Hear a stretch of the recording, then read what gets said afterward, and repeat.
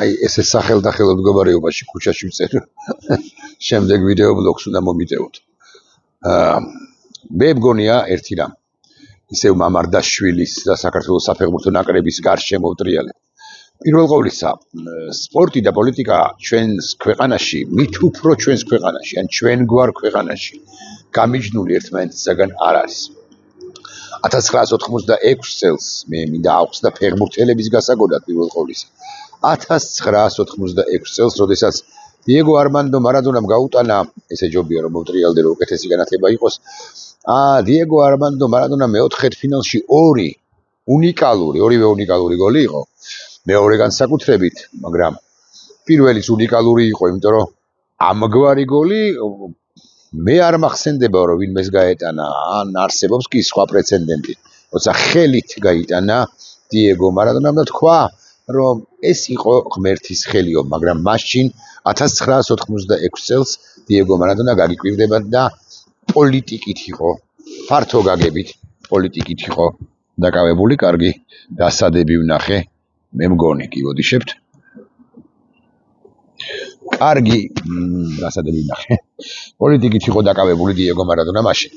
რატომ იყო და როგორ იყო პოლიტიკით დაკავებული, მე გეტყვით. მას ახსენდებოდა ყოველი 1 კვადრატული სანტიმეტრი ფოლკლენდის კუნძულებისა თუ ფოლკლენდის კუნძულებიდან.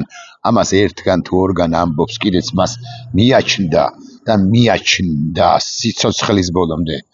მიაჩნდა, რომ ბრიტანეთი, ინგლისი იყო მისი ქვეყნის ისტორიული და მარადიული მოწინააღმდეგე. და უკლებლივ ყველა იმ არგენტინელსაც ასე ვიტყვი, ვინც კომპრომისული იყო ბრიტანეთის მიმართ წლების განმავლობაში, ეს გიჟი კაცი დიეგო მარადონა ვერ იტანდა, თუ მთლად ულახტილები ვიქნებთ. სპორტი და პოლიტიკა ერთმანეთისაგან მით უფრო ამგვარ, აი ოდნავზე მეტად ან ოდნავ დაჩაგრულ ქვეყნებში ერთმანეთისაგან გამიჯნული არ არის. სპორტი და პოლიტიკა კი არა. ხელოვნება და პოლიტიკაც არ არის. საერთოდ პოლიტიკა ყველა სფერო, ყველა მიმართულება, ყველა საკითხი, ყველა ამბავი, ხო? ეს ამის თქმა მინდა.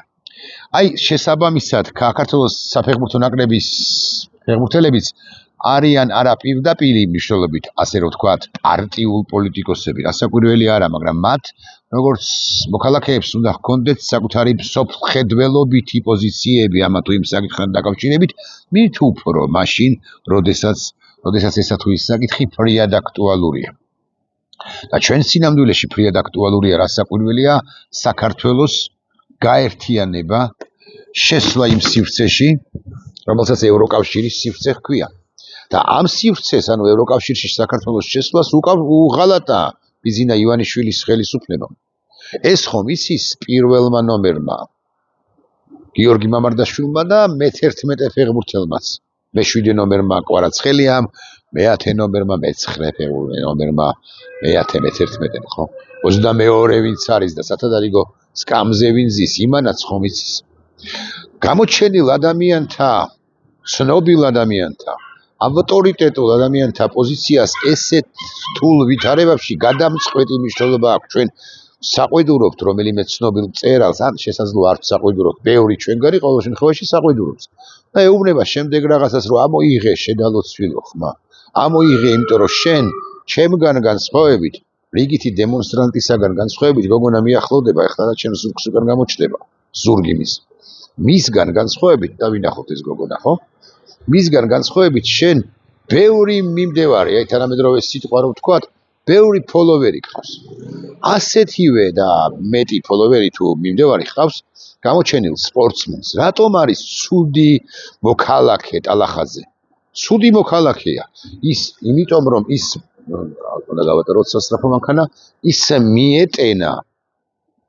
ეხლა რომ ნახოს სადმე გამინგრებს თავყბას, მაგრამ მიეტენა ქართულ რუსულ ოცნებას. ან გენო პეტრიაშვილი რომ ნახოს მართლა გამინგრებს თავყბას, მაგრამ ისიც მიეტენა, ის საერთოდაც ამ ქართული რუსული, ანუ ბანდიტური სინდიკატის ისინი თანანაწილნი გახდნენ.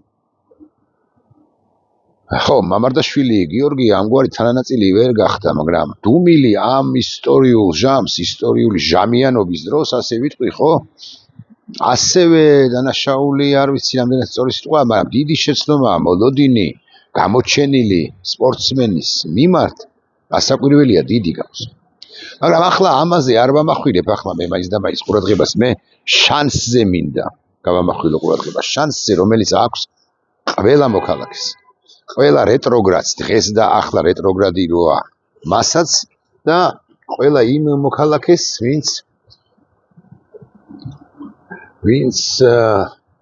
ვინცაც არასწორი პოზიცია რუსული, პრორუსული კი არა, რუსული პოზიცია აქვს. აი მაგალითად რომ ვთქვა, რობიკო სტურუას, რომელიც გამოსწორება რასაკვირველი არ იქნების, დიდი რეჟისორი კია, მაგრამ მაინც მასაც აქვს გაგიურდება და ისტორიული შანსი 1, ან 2, ან მაქსიმუმ 3 სიტყვა, 4 სიტყვა და დაწეროს თქვას, წარმოთქვას რობერტ სტურუამ, რომ საზოგადოებას მის მიმართ, როგორც მოქალაქის მიმართ უტრიალდეს გული. ასეთი შანსი რასაკვირველი აქვს 11-ვე თუ 22-ვე თუ 23-ვე ფეხბურთელს.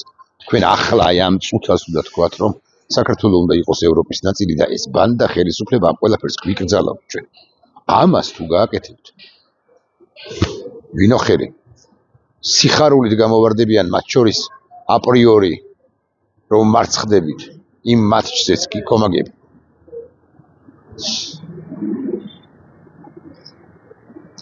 ასეთივე შესაძლებლობა აქვს უკლებრივ ყველას პოლიტიკოსებსაც კი ხვალ თუ ირაკლი კობახიძე არაპირდაპირ მნიშვნელობით მაგრამ შეუვარდება ტანკს, ხო? ირაკლი კობახიძის რეპუტაცია, ისტორიული სახელი მისი რასაკვირველია იქნება ბევრად გამოსწორებული კი არა, გამოსწორებული რასაკვირველია. მას ყველაზე დიდ პატრიოტად ჩავთვლით. არ გააკეთებს რასაკვირველია და მგლის თავზე სახარების კითხვას ემსგავსება ახლა ჩემი რეკომენდაციები, მაგრამ მაინც ბიზნესაც კი აქვს ეს შანსი. ყოველთვის ადამიანს ეძლევა შანსი. ამის თაობაზე ხა მე კი არ ვამბობ. მე კი არა ვარ ამის პირველად მთავართქმელი. ისტორიული მაგალითები არსებობს ამის. არა ქრისტეს რომ ებრძოდნენ ის ადამიანები, ქრისტიანები, პირველ ქრისტიანები გახდნენ წლების თუ საუკუნეების წინ. ამიტომ რატომ მომინდა სიმართლე გითხრათ ამ ვიდეო ბლოგის ასე ჩაწერა სახლში ხო არა ვარ, აი ჩემი სახლი, მოდის ვიხდი ესე დაგანახეთ. აი ჩემი სახლი. სახლში ხო არა ვარ ახლა. ხო შემეძლო ეს ჩამეწერა სახლში ავსულიყავი, მაგრამ მივე შურებით მე და ჩემი მეუღლე და ერთ ადგილას მივდივარ და ვეღარ მოვასწრებდი ამის თქმას, რასაკვირველია. ასე რომ ფეხბურთელებო, სპორტსმენებო ზოგადად მორაგბეებო მათ შორის, ხელოვანებო, მწერლებო, მხატვრებო, მუსიკოსებო, მსახიობებო, რეჟისორებო, რა გინდა რა პროფესიის წარმომადგენლებო, ექიმებო, ვისი რეპუტაციაც ახლა შელახულს ჯერ ხვნილია, იმიტომ რომ გადაეფსკვერით ამ ბიზინა ივანიშვილს ჟურნალისტებო, ან ჟურნალისტებად წოდებულებო, თუ გინდათ რომ დარჩეთ ჟურნალისტებად, უნდა მოქალაქეები იყოს პირველ რიგში. იმიტომ რომ ეს ორდინალური ვითარება კი არ არის ჩვენ სინამდვილეში, ახლა არაორდინალურ ვითარებაში ვართ. საქართველო ან გრუზიად გარდა იქნება, მათ შორის თქვენი გამოისობით, თქვენი მეოხებით, ან დარჩება საქართველო და რას ეუბნებით ამ შვილებს? კი არ გამუნათებთ, მე ვარ თავად წინააღმდეგი ამ დამუნათებისა, მონათიზაციისა, მაგრამ აღმოხდა კია. მინდოდა, მომინდა ამის თქმა. ნახევარი ნაბიჯია სიძულვილამდე სიყვარულიდან და პირიქით სიყვარულიდან სიძულვილამდე ხო ნახევარი ნაბიჯია და სიძულვილიდან სიყვარულამდეც ნახევარი ნაბიჯია. ოღონდ ეს ნახევარი ნაბიჯი უნდა გადმოდგათ პირველ ყოვლისა თქვენ სიყვარული არ არის, არ შეიძლება იყოს ცალმხრივი. ნახვამდის.